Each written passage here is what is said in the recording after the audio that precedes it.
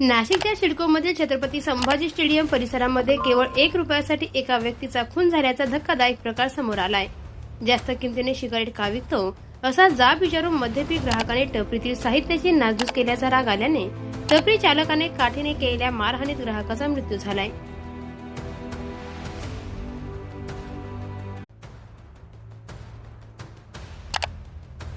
नाशिकच्या सिडकोमधील छत्रपती संभाजी स्टेडियम परिसरामध्ये केवळ ₹1 एका व्यक्तीचा खून झाल्याचा धक्कादायक प्रकार समोर आलाय।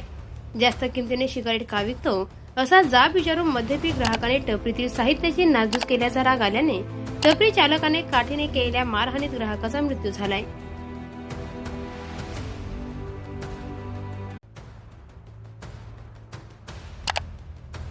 नाशिकच्या सिडकोमधील छत्रपती संभाजी स्टेडियम परिसरामध्ये केवळ ₹1 एका व्यक्तीचा खून झाल्याचा धक्कादायक प्रकार समोर आलाय।